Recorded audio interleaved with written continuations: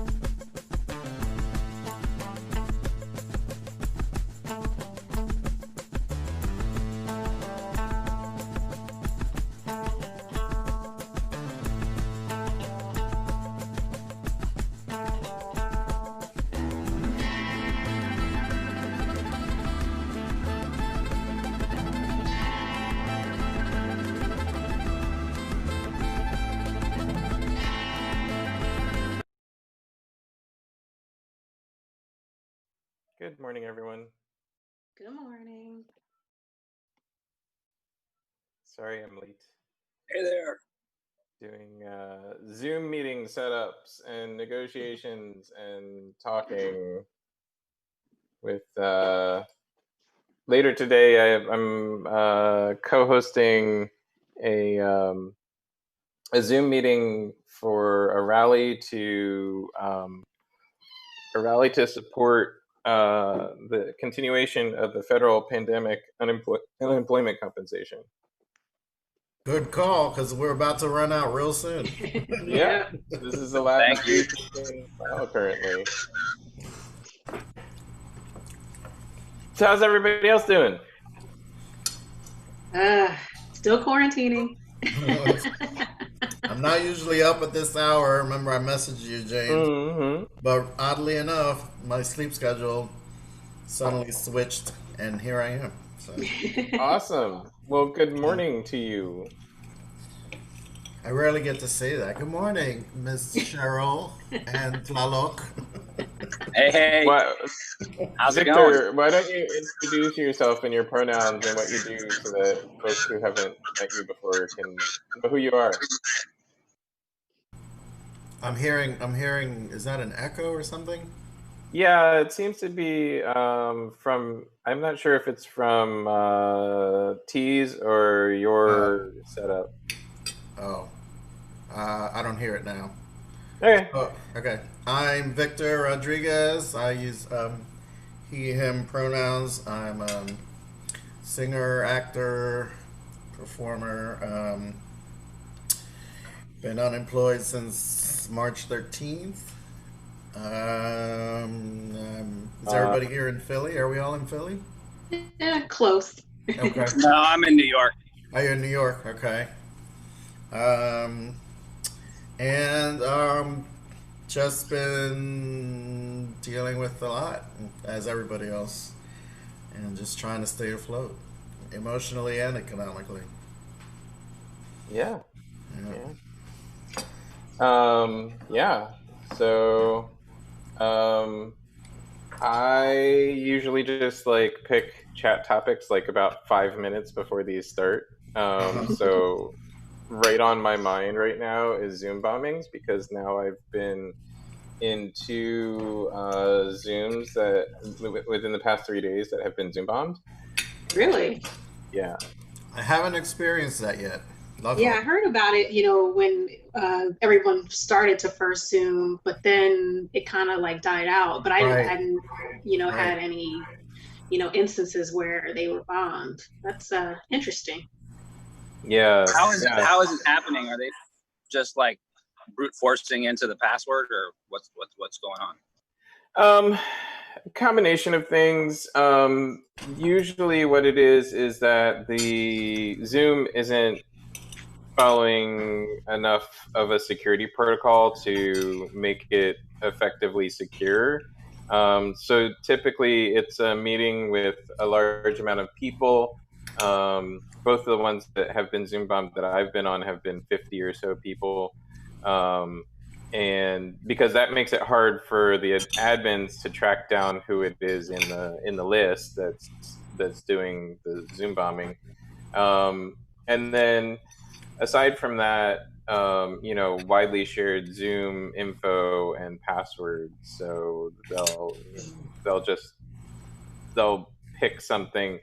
So this has been two really actually just community meetings, and I don't know why saying the N word and or giving LGBTQ hate speech is like the epitome of humor to these folks or Really, whatever.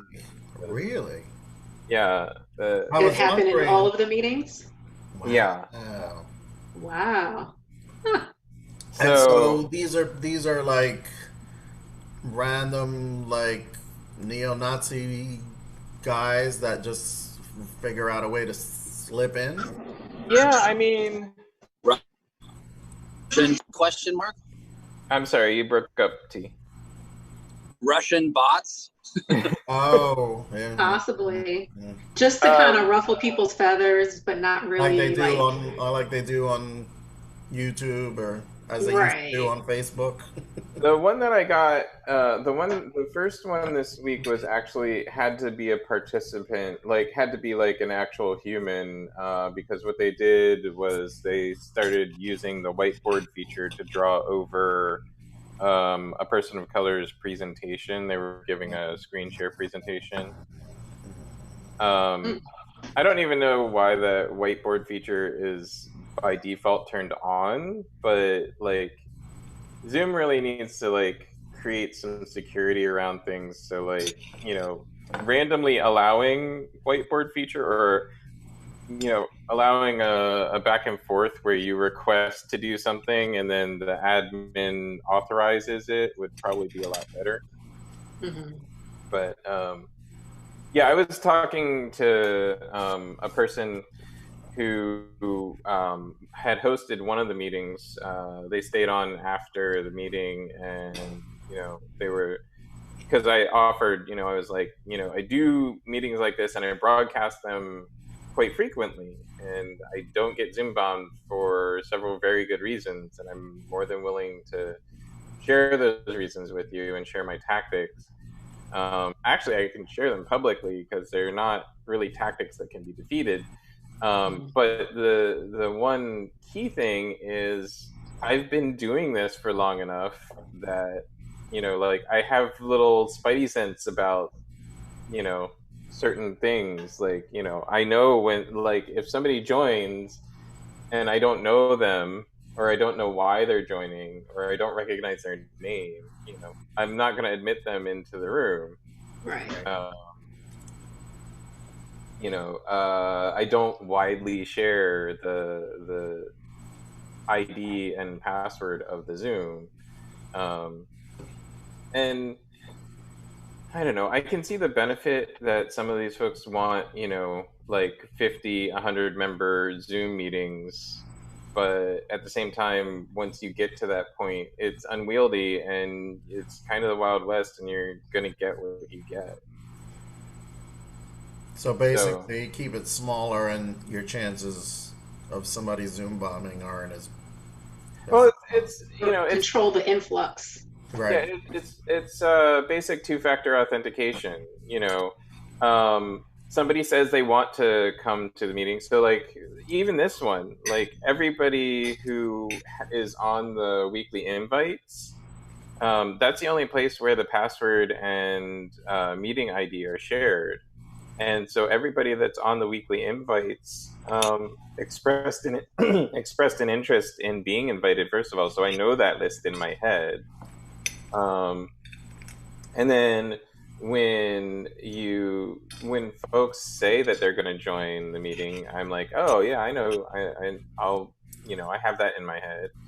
And you can do this more formally, like you can create a guest list and then have like uh, an admin admit only the guest list. But Makes sense. just sending, just widely spreading the Zoom ID and password, you have to set up some sort of security on the back end of that. Hmm. Yeah. So, and the other thing that what I'm going to be doing this afternoon is a two-layered Zoom. So, and I've been trying to encourage people to do that. And this is basically a two-layered Zoom, What does because that mean? so a two-layered Zoom, there's a stage Zoom or a presenter Zoom, and then an audience Zoom. So there's a bunch of people that watch this on Facebook Live and YouTube Live, Periscope, whatever.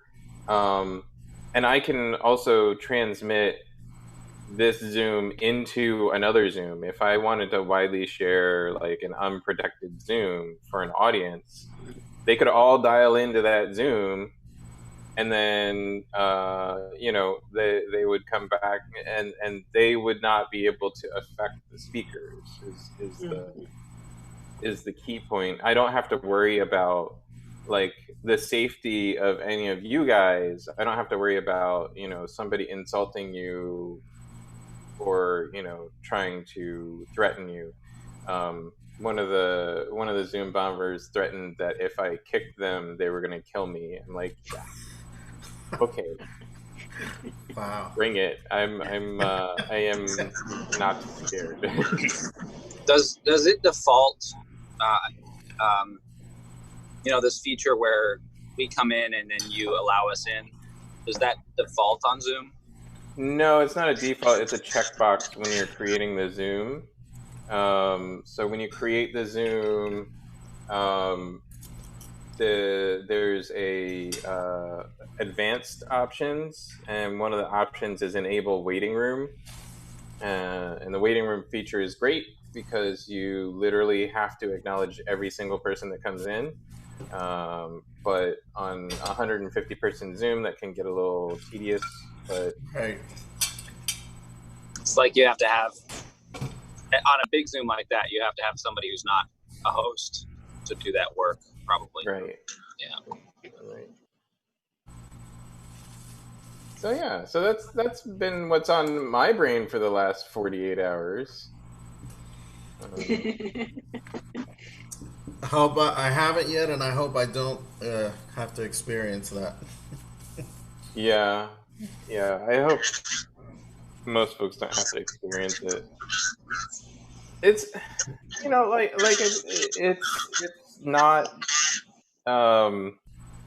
it's not something that really is super bothersome because it's very childish. It's very low level. Like, yeah, you're threatening my life, but you're threatening my life over Zoom chat. Like, I don't take you seriously. Yeah. Could be a kid, could be a bot, could be just somebody. There's people out there, and unfortunately, they're out there just to make people mad, which is so weird to me. Where they always have to be, to play devil's advocate and do things just to piss people off. Right. And I don't know how they go through life like that. A lot of time on hands. There's a direct proportion to their own insecurity. Mm-hmm. I think, like they just don't feel like they're relevant at all in this world. And so they gain relevance by actually having somebody react, you know what I mean? Right. And get upset by what they say. So. But it's kind of sad, actually. Yeah, where did people like that? Where did we generate these people? Where did they come from? Right. What was their home life like? That were their parents like that? Just to be the asshole, then they're the asshole. Or did they? Yeah, I think there's a lot of that. And this is their way of getting attention. Right. Yeah, I think there's a lot of that, but I also think that as it becomes economically very difficult for people of certain educational levels to get a job that will support them, what they see on the media and on YouTube and on all of these different places is people who have reactions making money. Like they see the jackass mentality, and I mean that not in the word but in the movie. You know what I mean? Yeah. And so I feel like it's a it's a lack of really true understanding about how one can actually make a living and survive in this world. Like there are not that many people who have 1 million subscribers on YouTube, really. And they can make a living, hacking systems and get paid for it. Like right. Use your powers for good and not for evil. Right. I don't even have 100 followers on YouTube right now, so I'm just trying to get to that level. Is there a way of reporting these people like you would on YouTube or Facebook? So yeah, that's part of my security recommendations. So I've been offering people the free opportunity to I'll consult with them and like discuss what kind of meeting that they're thinking about hosting, and then recommend like what level of security they really need to do. Because if it's like 20 people that they're specifically sharing a meeting with, well, you don't need to really be worried about that too much. If you're doing a widely broadcast meeting that's supposed to invite outside audience, then now you need to start worrying about security. But even the basic meetings, you want to worry a little bit about security, because what if somebody comes and doesn't have good intentions? So there's important settings are require login. So that requires you to actually log in to Zoom. And so you have to register with Zoom a username, which is an email address, and a password. And yeah, generating new email addresses is really easy, but it's an extra step for somebody who wants to do this. So it's going to knock off, like half the people that want to Zoom bomb in the first place, because they don't have to constantly generate fake addresses and generate new logins, because that's just a big pain in the butt. So if you require login, and there's another setting, enable report to Zoom. And if you enable report to Zoom, the report to Zoom is an option in the guest list.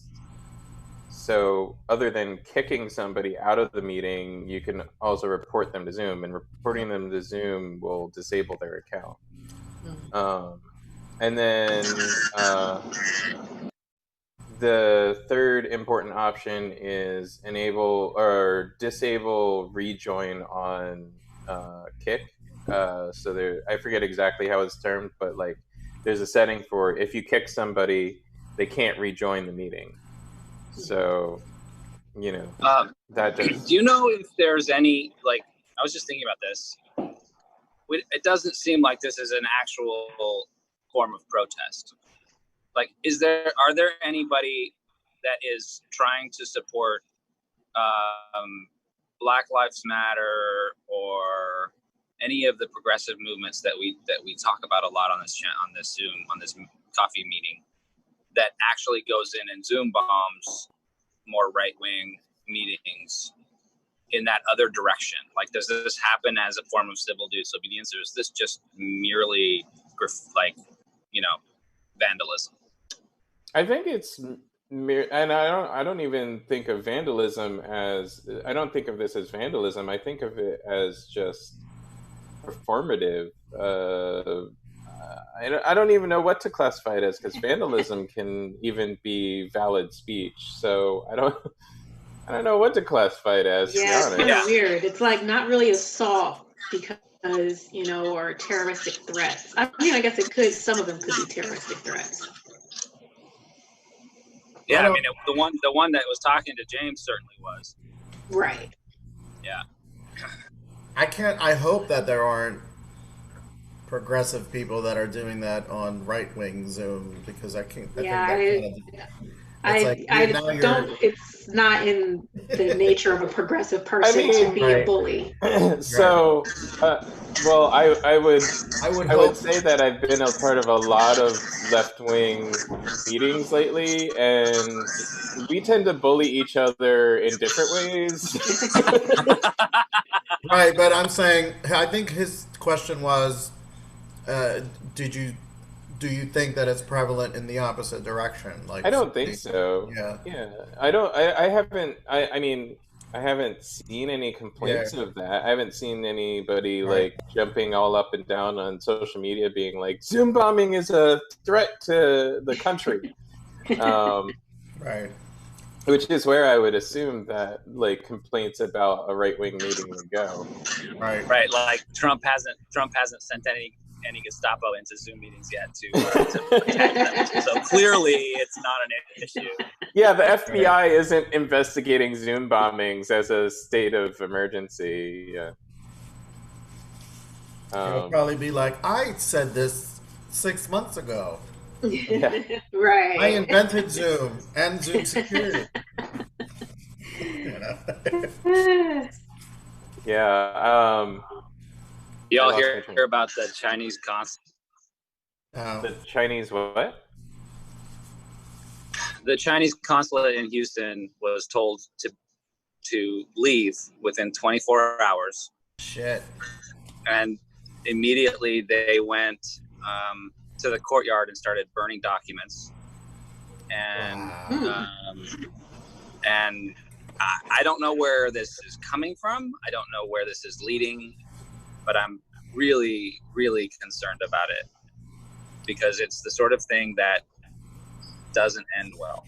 Were they told this? Do we have a consulate in China or an embassy? Yeah. No. Yeah, we do. What? Sorry, what? I asked, do we have a consulate or an embassy in China? Oh, I don't know. I think so. I thought so. So you know they're going to retaliate. Right. Yeah. And I don't know. They're communists, and I don't know if we do have. We have several. That's why I wasn't sure. No, we have several consulates in China. In China, okay. Yeah. Well, they're going to retaliate. So, well, were they being told this to leave within 24 hours because there was a threat to them? Like, was this the FBI going, "Oh, you there's a valid threat, and therefore you need to leave"? I mean, it's eminently possible that that's what it was. The information is very, very, very lackadaisical. It kind of, it's like it's that situation where it depends on where you see the information. And at this point, it looks like from the CNN side of things that it was just an ultimatum, like get out. And not anything like there's a threat or anything like that. So, and the fact that they were burning documents is not a good look. Well, I mean, if you're a consulate, you burn your documents before you leave if you can't take them with you. It may just be a part of Trump's xenophobia, taking it to an extent. Well, and it also may be because Texas is going kind of purple in terms of the election, and he wants to dog whistle on some of the peeps in Texas to try to get them riled back up. So it's like his damage control. I mean, who knows? Like, that is just my complete... An odd place for China to have their consulate. Why Texas? Well, no, Houston has lots of consulates. Oh, does it? Oh. Yeah. I didn't know. Yeah.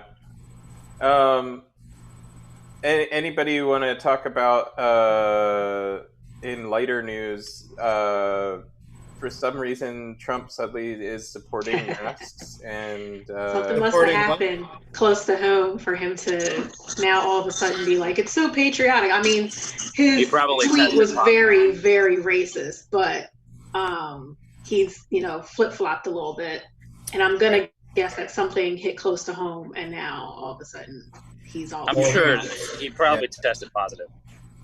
Either probably tested positive, or maybe somebody said, if you don't flip now, November is not yours. It's not yours. So it's a publicity move. We'll see how many of his followers actually follow that. Like, because he said it's patriotic, we ought to do it too. Right. And I shared, I'll have to put it into the chat or into the meeting thing, but there's some kind of random, those sponsored ads that came up on Facebook, and it said wearing this mask because I'm being forced to, and the company actually said, oh, it's a matter of control, it's not a matter of health. And I'm like, oh wow. I went into the comments. It's hilarious though, like the comments are golden because people are like, wait a minute, like Right. let's way to politicize this. So I want to talk really quickly about reopening policies.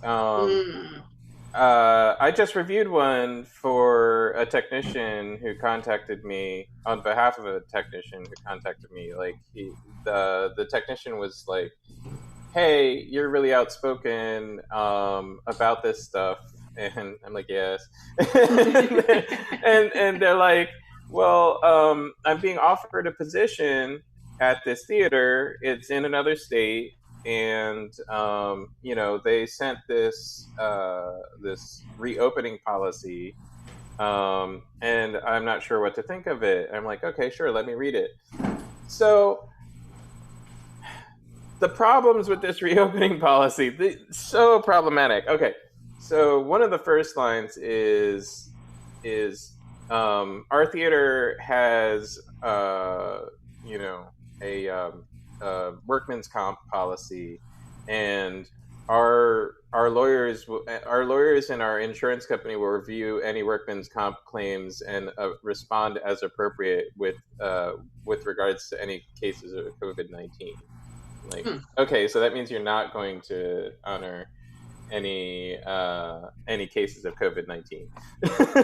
Right. And then this person was gonna be an employee, not a contractor. No, they were going to be a 1099. So they won't have workers' comp at all. No, they would have workman's comp through the show, but that's pretty. Like when my wife fell and hurt herself, she was on 1099, didn't get covered at all. So that's a thing to ask about. They were basically saying in the reopen policy that they were going to cover everybody with workman's comp, but that they were going to take workman's comp on a case-by-case basis, which means that they're not actually going to cover everybody with workman's comp. Like it doesn't explicitly say we will honor all workman's comp claims related to COVID-19, then they're not going to honor them. Like, I look at this the most pessimistic way possible, especially when it comes to stuff like that with huge outlays of money when it comes to a theater company, especially a festival theater company.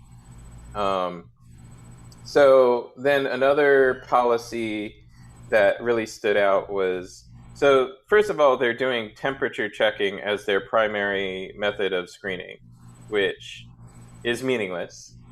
Temperature. I'm going to transition to my face, and I'm going to say something. Temperature does not relate to COVID-19. You can catch COVID-19, have symptoms of COVID-19, and your temperature doesn't change. So screening for temperature doesn't mean jack. Wow. Nope. Anyway. Not at all. So so their primary screening method is temperature, and a lot of people's primary screening method is temperature, and it's dumb and it's annoying me. But aside from that, their policy right after saying that policy was to temperature screen anybody who has temperature irregularities. First of all, they're going to log the temperature every day, which means they need to be following HIPAA and keeping that information private, and it needs to be accessible and blah, blah, blah, blah, blah. There's a whole host of problems with them logging people's temperatures with their names. But aside from that, the next statement was, if anybody has temperature irregularities, that means it goes up or down, they must self-quarantine, and they must seek a doctor. So Who's doctor? Who's paying for this doctor? What are the consequences if I don't go to the doctor because you're not paying me enough for this festival to go to a doctor that's out of network or that I've never been to before? I think there's a lot of flaws in a lot of businesses that are it's kind of weird. So, a lot of businesses you have to take your temperature but prior to going on site. If you have a high temperature above, a certain number, you have to leave. Like you can't come on site. If you've been exposed to someone who has had COVID, either a presumptive positive or an actual positive, you have to self quarantine, so you can't come on site for a certain amount of days. Like there's so many things that have jacked up productivity, and it's and you're not being compensated in some cases. Like at the beginning, some places were compensating people. If you had COVID, they were offering the 2 weeks of quarantine as a part of whatever. Now, a lot of them have flip-flopped and said, well, you have PTO, you have to use your PTO or go on short-term disability. But like James said, temperature means nothing. Like temperature goes up depending, especially for a woman, your temperature goes up at certain times of the month. And so I could be forced to go home and not even have COVID. And, it doesn't even make sense. And they're not even requiring some people to even get tested prior to coming back. So you've made me stay home, but you're not even requiring me to get a test to even know if I'm confirmed positive or negative, Right, and that was the other non-existent policy is they had some of the next lines were they highly encourage people to get tested before they leave their home because it's most of the workers are remote. They're coming to live at the festival. We highly encourage you get tested before you travel, but there was no mention of testing after you travel, and there's no mention of regular testing. So, and they didn't set up with anybody to do regular, because to be honest, if you're going to have people working together, you should be testing them every 2 to 3 days, like clockwork, and keeping track of those results so that if anybody does test positive, they can immediately quarantine. And and even that doesn't work 100%.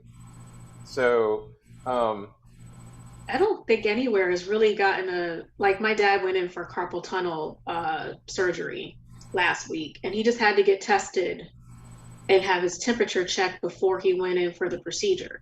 But you don't get your test results right away. So it's like, I guess it helps with tracing. So if you should have come up positive, then they know, okay, you were in your office visit from this time to this time. But, really it should be prior to, or just not at all. Like if you're not even going to care about, that result afterwards.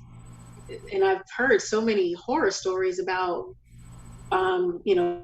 food establishments that have not even, like if somebody says, I'm sick, they're like, well, don't tell anybody.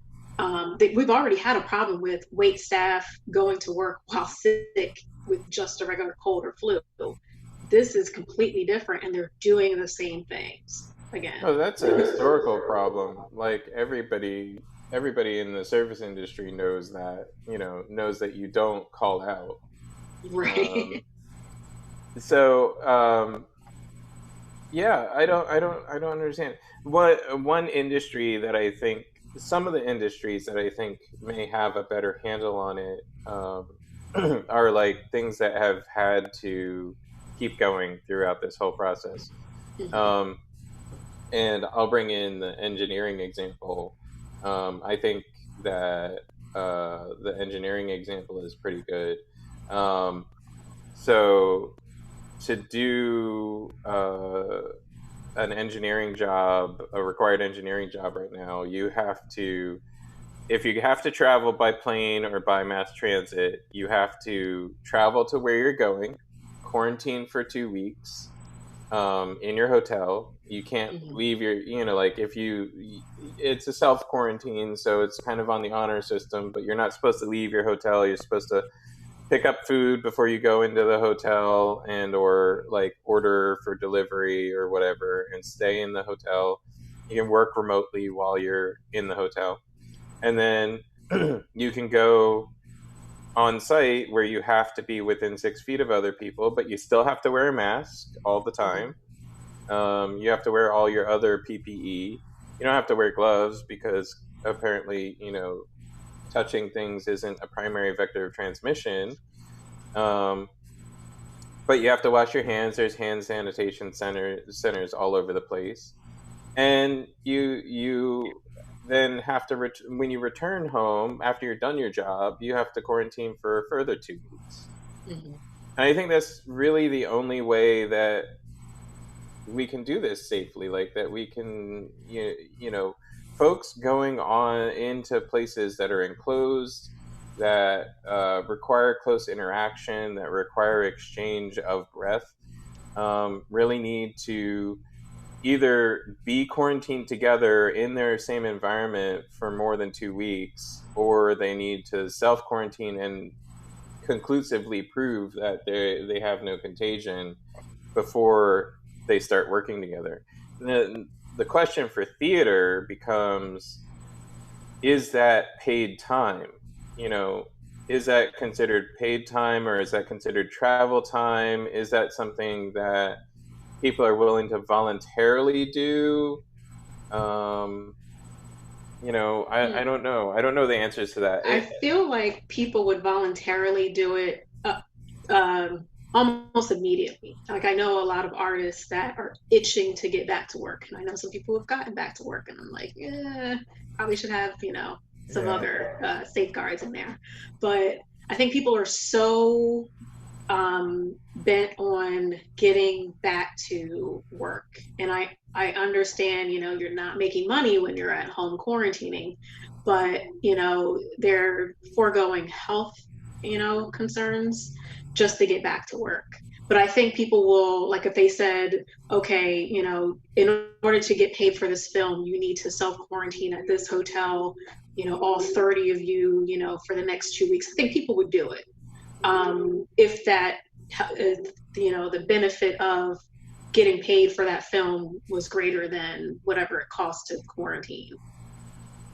Which when did this theater, James? This theater production supposed to be happening, or this festival? Next month.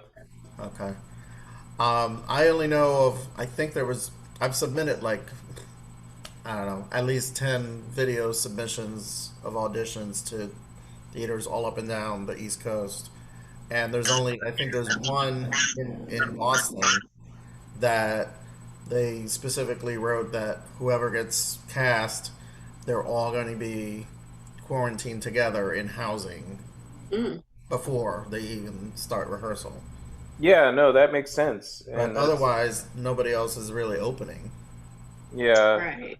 This is a pretty well known. I was on a call with a bunch of stage managers, and they're talking, and many of them in equity, and it's difficult for everybody right now, and they're the Phantom of the Opera sit down in Seoul, Korea is still going on. They have all these procedures. Who knows if it's going to work, and nothing is happening here. There's 2 theater companies in this country, equity theater companies, that are being allowed to go forward with